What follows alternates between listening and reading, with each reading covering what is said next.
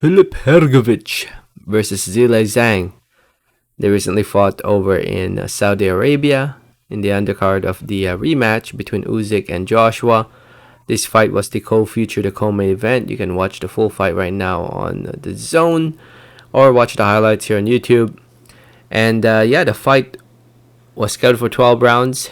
It ended up, surprisingly, to my amazement, ended up going the whole 12 rounds. I was surprised and shocked. Um, yeah, in the end, Hrgovic ended up winning the fight by unanimous decision. Two judges had it 115-112, and one judge had it 114-113, all in favor of Filip Hrgovic. Now, I was at a graduation party, so I honestly wasn't able to fully score this fight round by round, but it looked like it was a close fight. It looked like it was a close fight. Um, there was a knockdown. I think it was the first round with Zhang scoring the knockdown. Wasn't the cleanest knockdown. You can definitely argue it was also more of a push down. But Hrgovic wasn't arguing, so I guess he was hurt from that punch/push.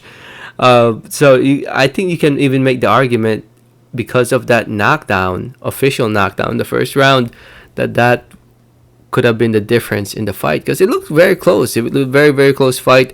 Both fighters landed clean shots, especially Hrgovic. He lands some really good clean shots on Zhang, and I was honestly surprised of how well Zhang took those punches. Zhang's chin and toughness was a lot more better than I expected. Or maybe I just overrated Hrgovic's power a little bit too much. Now keep in mind, Hrgovic is a fighter that a lot of fighters avoided leading up to this fight being made. If you guys remember, the IBF ordered Filip Hrgovic to fight Luis Ortiz. Luis Ortiz declined. They ordered him to fight Andy Ruiz. And Andy Ruiz declined. Joe Joyce, Joseph Parker. I think it was like 9 names. I think it was a bunch of people that rejected to fight Filip Hrgovic for this mandatory spot for the IBF heavyweight title, which right now, as we all know, it still remains with Alexander Usyk. So yeah, a lot of people were avoiding Hrgovic, and Zhang was the only one who wanted to take it, and Zhang nearly pulled it off. And a lot of people actually have him winning this fight. And like I said, I thought it was a close fight. Both fighters gave it their all.